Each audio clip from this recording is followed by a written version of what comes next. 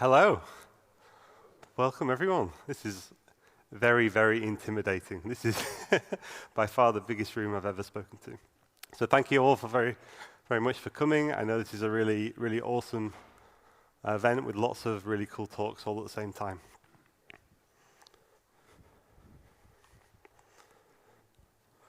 So what am I going to be talking to you about today? Well, mainly about AWS Lambda, but we're also going to be talking about production systems, why everyone is talking about startup speeds in Java, why is that important? And then we're going to be talking about Lambda SnapStart, which is a feature we launched last year.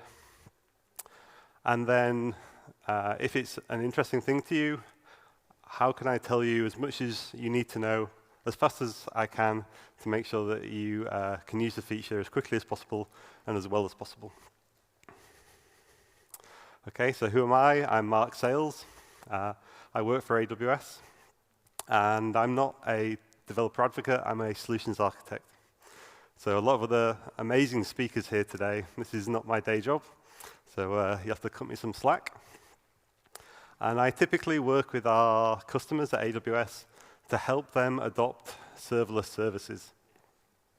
And when I do that, I hear a lot of feedback from customers, and then I take that feedback and I help the service teams, the teams that make the AWS services. I try and incorporate that feedback back into the service and try and make the service better. I also work quite extensively with the Java community. So for me, that's the Spring Framework, Quarkus, and Micronaut. And in particular, I'm really fortunate to be part of the technical advisory board for Micronaut. That's a really cool thing that I get to do as part of my job at AWS. Okay, quick question, 2 easy questions. Who has built a production system? Okay, fairly common, okay. And how many of you had unlimited money to build that system? Oh wow, I want to work with you. That sounds awesome. Okay, so that is not very common. So building production systems is actually really difficult. There are so many competing trade-offs that you have to think about, and this is just the difficulty of software engineering, and why we're all employed to do this work. So what should we build next? How long will it take to build? What impact will it have? All on the business side, but then on the technical side, is it going to be fast enough? Is it going to be good enough? Will it be available if we lose a disk, if we lose a machine? What happens if an internet connection drops? All of these different considerations that we have to make and account for when we're building systems. And I'm sure all of us, given an unlimited amount of money, we can build a really highly available, highly scalable system. The more money we throw at things, it's very easy to build systems that can cope with lots of different types of failure. So I can have lots of different servers in lots of different data centers. I can have very intelligent DNS management and auto-scaling rules. I can have database servers with lots of read replicas and have lots of fancy alarms to do failovers. But ultimately, as your availability goes up, then your utilization of the machines that you have typically goes down. And that's bad for a couple of reasons. Typically, that's going to cost you more money, almost always. And the second, which is becoming more and more a priority for companies nowadays, is that it's probably also going to increase the carbon footprint of your system. And more companies are now asking me how to reduce the carbon footprint of their IT systems. So not only is cost an issue, and practically every company I've ever worked for or worked with as AWS has always been interested in making their systems as cost-effective as possible. And cost and carbon are very related. But what you're saying in the back of your heads is, Mark, you're an idiot. That's not how we build systems. We build systems that handle load by using auto-scaling. So we increase the capacity when we need it, and then we drop back down when we don't need that. And absolutely, this is a fantastic way to build systems, and you should definitely use auto-scaling where it's applicable. But there are also a whole heap of other trade-offs that you have to make when you're designing autoscaling. The amount of overhead that you have on a system needs to be proportional to the rate of change of the traffic of that system. It's kind of hard to get your head around. So if the traffic increases quickly, you need to be able to add capacity quickly, or you need to have a large amount of spare capacity to handle that increase while you add more capacity to the system. So there's two really interesting things there. So the faster you can add more capacity, and the smaller the unit of capacity that you can add, the more efficient your balancing becomes, okay? And the closer, in this diagram, the green is to the white line, the more cost-effective you will be, and therefore probably the more carbon effective you will be as well. So what you want is a capacity and traffic diagram that looks a bit like this. And this is very much like how AWS Lambda works. And this is why I'm here to talk to you today. So AWS Lambda scales by single concurrency. And that's quite a different way of scaling to the traditional compute options. So instead of a machine that can handle X requests a second or X threads in a thread pool, Lambda will handle one request at a time. And as soon as that request is finished, it'll go on to the next one. That means that Lambda has many, many, many different units of capacity doing the same job. So it scales very, very horizontally. So you have lots of small bits of capacity all doing the same work. And we call those bits of capacity execution environments. So as the traffic increases, we're going to create more execution environments, and we're going to do that just in time, which again might seem like a crazy thing to do, but that's what we can do. And we can actually build full virtual machines in tens of milliseconds. So that's why we can add capacity just in time, and why we can keep that graph very close to the traffic. But if you've heard of AWS Lambda, you've probably heard or read about cold starts, and cold starts are when we're adding more capacity to the system. There are extra steps that we need to take to add that capacity to the system. That incurs more time, and there is a separation in performance between a cold start and the opposite, which is a warm start. And we're going to talk about that more a bit later on. But firstly, let me just talk a little bit about what AWS Lambda is. So AWS Lambda is a fully serverless compute service on AWS. And how it differs to other services is it's fully managed is the first and a primary thing to think about. So all of the servers that actually run AWS Lambda are managed by the AWS team. So patching of your operating system, patching of the runtime that you use is all managed by AWS. The second thing to think about when you're thinking about Lambda is instead of uploading your code to a server or as part of a container image, think of AWS Lambda as a compute API. That's how I think of it. So I can upload my code. Then I can call another API to create a Lambda function with this code package to do this function.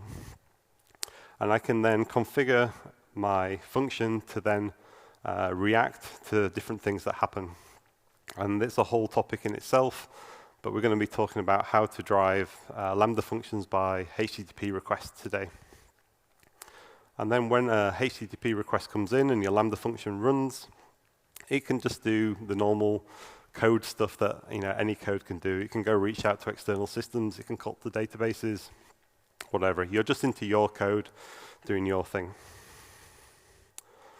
But apart from the synchronous request response of a HTTP model, Lambda is also really good at doing asynchronous polling, asynchronous processing, and also polling.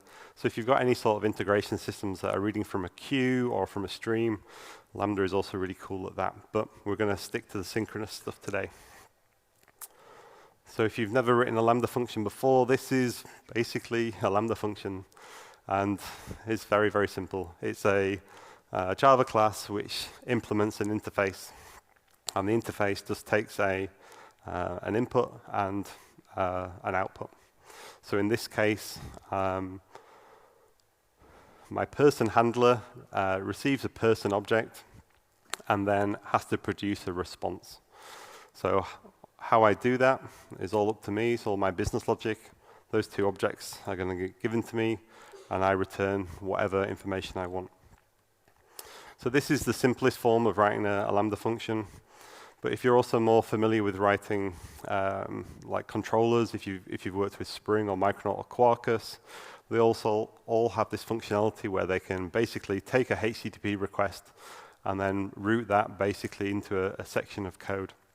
And this is absolutely supported as well. So all of the frameworks that I just mentioned all have support for Lambda. So you can run these sorts of applications in Lambda, no problem. Okay, so this is how we make a Lambda function, how it works. Let's go back to talk about cold starts. So in my previous graph, I had this very, very, changeable traffic profile, and obviously this is, here to demonstrate the topics that I'm here to talk about. But your traffic pattern might change more subtly, or it might be 9 till 5 and then nothing. Everyone has different traffic profiles, and it's good to understand your traffic profile when you're determining what options to take for an architecture that you're building. So in this one, we've got a period of flat, and then the traffic goes down. Then when it comes back past the initial high, we've got some little stars to indicate cold starts. So as the traffic goes above where it was, we're then going to spin up execution environments to handle that additional load of traffic. And then after that, we're going to keep that capacity around for a period of time in case you get any more requests. So we don't know what the traffic profile of your system is.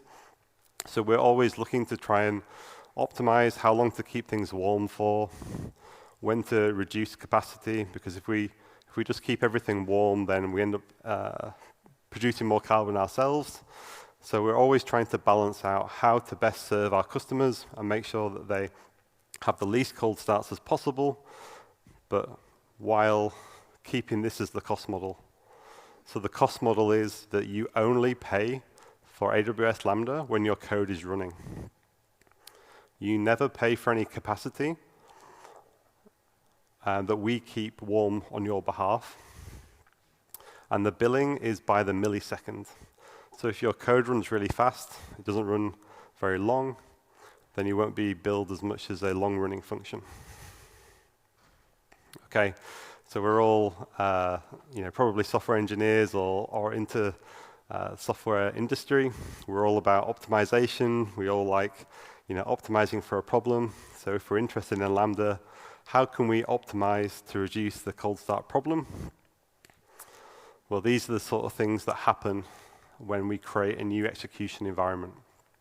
So the first thing is that we have to find a bare metal worker with enough capacity to run a new virtual machine. We boot up that virtual machine. We download your code onto that virtual machine. We start Java, and then we start loading your code into the JVM. And within that section of the JVM loading your code, class loading, dependency or runtime dependency injection, and the Java just-in-time compilation are all things that can affect the loading time of your application. Okay, so this is where typically I would talk about all sorts of optimization techniques, and there are a whole heap of different things that you could do to make small effects. Some bigger, some smaller, some more work, some less work. But AWS saw this as a really big issue, very complicated, and instead worked on customers' behalf to try and crack the problem and see what we could do to change this situation for everyone. So we launched last year in November a new feature called AWS Lambda SnapStart, which is a mechanism for reducing startup performance by up to 10 times. So how does this differ to normal Lambda? So when you create a Lambda function with SnapStart, it's going to take your code off to a side worker, and it's going to initialize your code and load your code into a JVM just on a normal worker. And then after your code is loaded, it's going to take a snapshot of the entire virtual machine. So everything that is running on that Linux virtual machine will be snapshotted in that moment of time and then stored, encrypted. And then we're going to store a copy or many copies of that image in local low latency caches. And what that allows us to do is to then, instead of creating a new execution environment from scratch, we're just going to clone the same execution environment over and over again. And we can clone those environments a lot faster than creating new ones from scratch.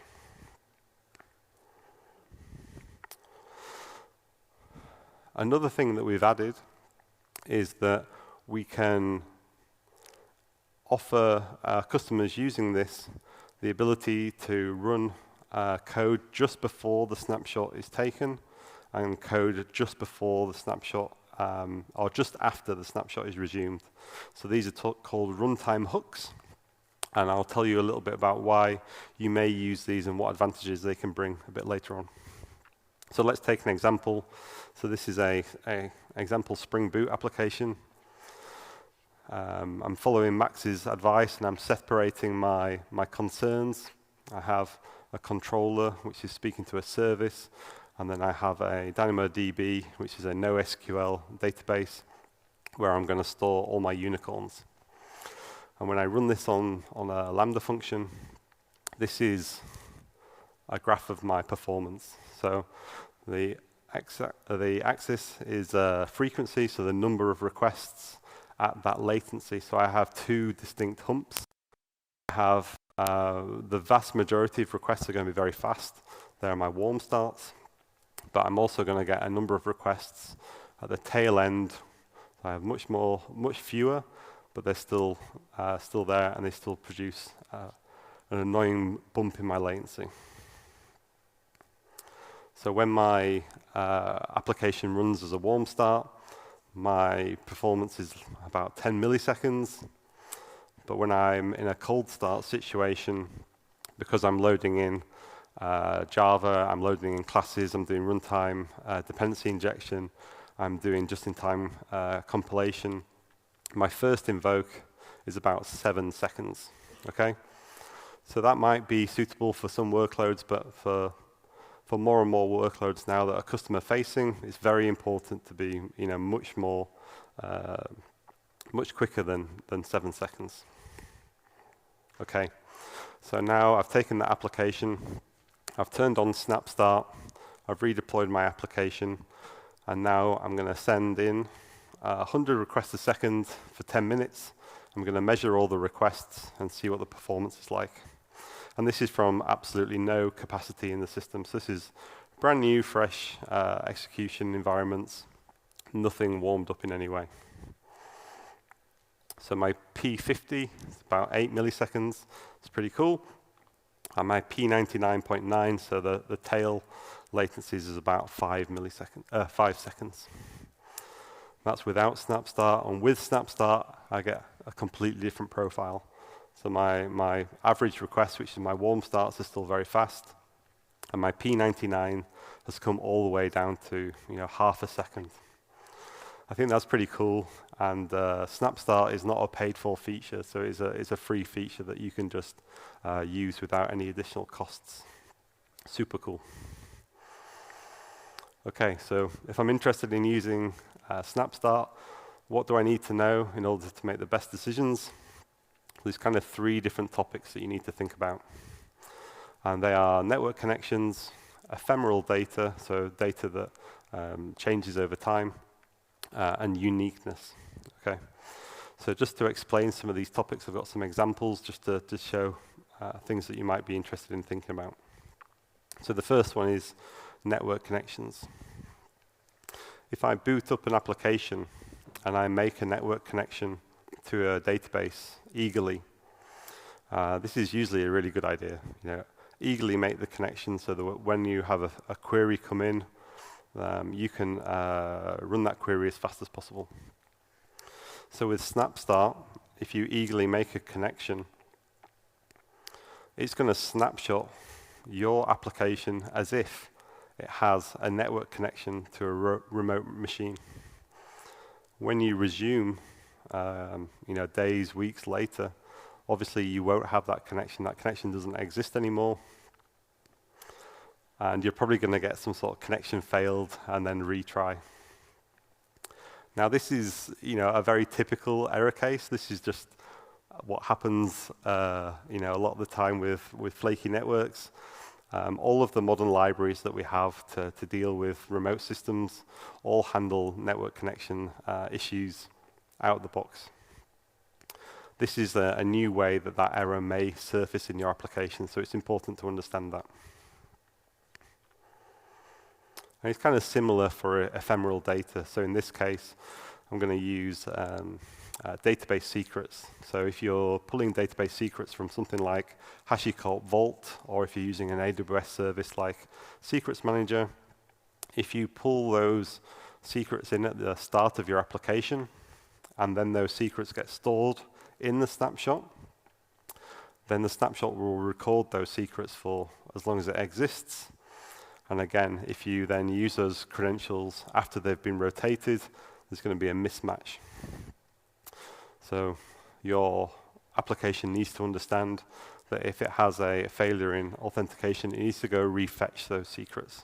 And again, this could happen in a number of different cases. It's just another case where this may happen.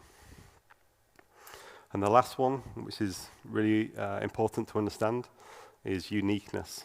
So when we're generating random numbers from our code, we're usually using secure random or devu random or something from OpenSSL. If we're creating our own random number generators ourselves and using seeds to generate random numbers, it's really important to understand that when we clone environments, it will be exactly the same. So if you're producing your own random numbers, you need to make sure that you're handling that process of reseeding your random number generator. So AWS has done a lot of work upstream to make sure that open source projects and Java can handle the restarting process. Okay, so we're all at a really technical conference. Maybe we can dive a little bit deeper into some cool stuff. So I mentioned runtime hooks earlier. So what's some of the cool stuff we could do with runtime hooks? So we've got the ability to run code before and after the snapshotting process. Well, definitely the considerations that I just mentioned.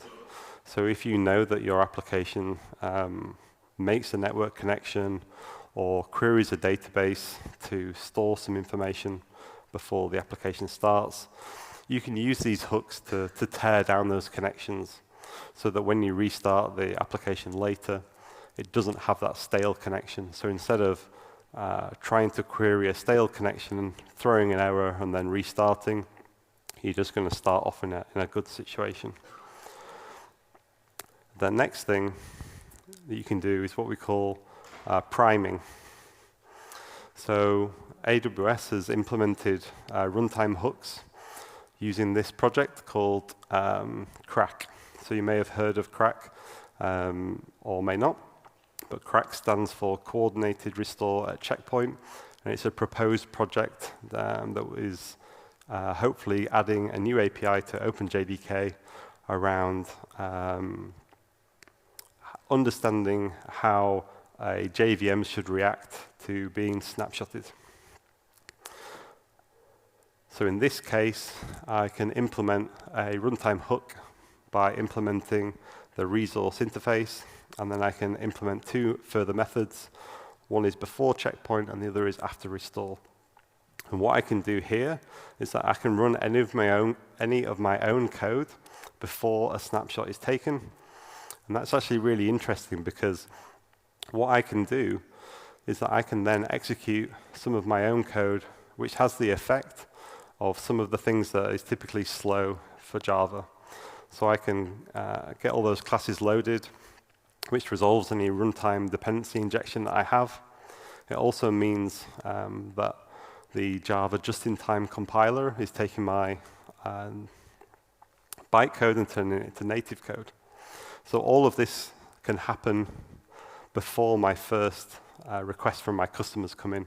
I can make sure that my application is as ready as possible before a snapshot is taken and that point in time is taken and then cloned. So I'm trying to make sure that my application is as ready as possible. So here, I can see that I know my application well. I can make a call to my Unicorn service or Unicorn controller, and I can get a Unicorn from the database. So I know how my system will react to that. And when we're thinking about priming, we need to understand how our system works. We don't want to be writing, data into the database, which is nonsense, or that is going to have a downstream effect on the system. So when we're thinking of this style of approach, try and think of ways that you can make a read-only request to your system, or something that has no downstream effect. Okay, so if I implement this, how does my system change? So SnapStart with priming. Again, I'm trimming, I don't know, another 40, 50 milliseconds, which is, again, pretty cool. So hopefully I've given you some information about AWS Lambda, how it works, why it's interesting, and a little bit about SnapStart and why it's important for synchronous systems. But this is not a silver bullet, and nothing that we hear about this week will be a silver bullet. There are always trade-offs, but hopefully some of the complexity of building production systems is managed by AWS, and I think that's really important. If we're building systems, we want to try and focus on what's most important, and that probably isn't patching servers. So this has been a very fast tour of Lambda and of SnapStart. We've also produced a step-by-step workshop that you can do on your own, or if you are an existing AWS customer and you have a relationship with your AWS team, please request them, and they'll help you get set up with the workshop. But this is a step-by-step guide on how to run a Spring or Quarkus or Micronaut application in Lambda, and talking about some of the optimization techniques, including SnapStart. So if you want a step-by-step guide, this is the thing to take a photo of. And it should take you about 2 hours if you're following all the steps. So thank you very much. And I'd love to speak to anyone who's got any questions. I'll be down at the front if anyone's got any questions later. Thank you.